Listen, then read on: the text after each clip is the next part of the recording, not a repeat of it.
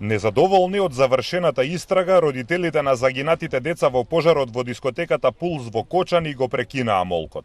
Со транспаренти ние изгубивме се, вие уште имате за што да се борите, им порачаа на полицијата и на обвинителството дека нема да замолчат и ќе ја бараат правдата до крај. Обвинија дека актуелни функционери и инспектори не се повикани на одговорност.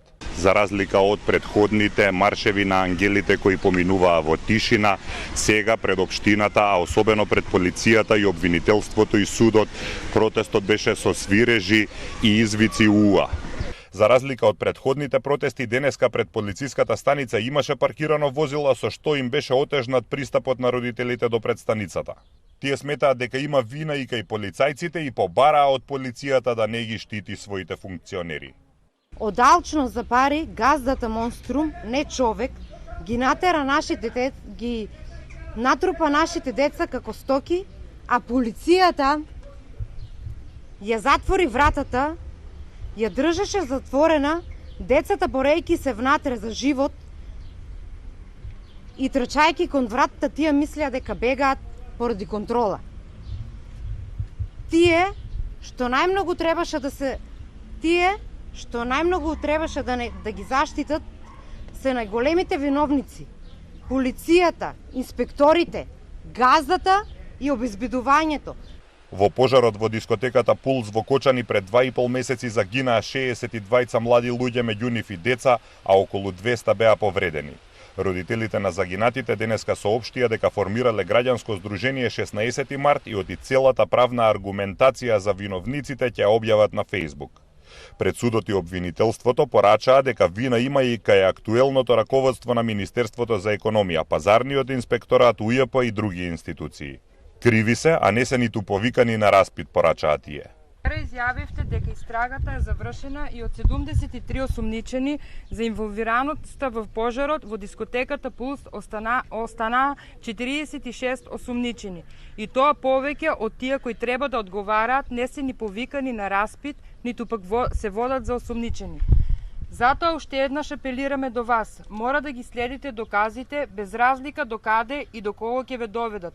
Вистинските виновници мора да бидат откриени и да одговараат без разлика за кого се работи. Бараме неселективна правда. Јавно ги потврдивте информациите дека лиценцата за работа на дискотеката била фалсификат.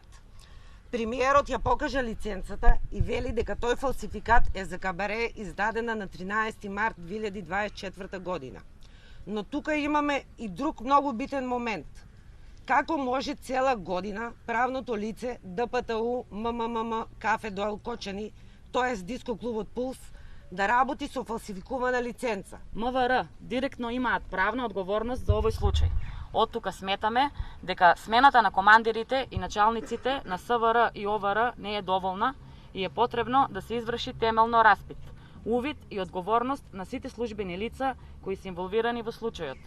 Да ве подсетиме, и самиот министер за внатрешни работи Тошковски изјави дека објектот Пулс во кој се случи несреќата бил регистриран за лесна индустрија и така работел 15 години. Ова значи дека така функционирал во време на повеќе влади, министри, градоначалници, директори на инспекторати од кобниот ден 16.3.2025 година па наназад од неговото отварање 2012 година.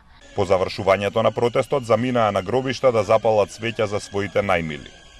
Родителите велат снимете сега каде се нашите деца, а тие ги штитат виновниците.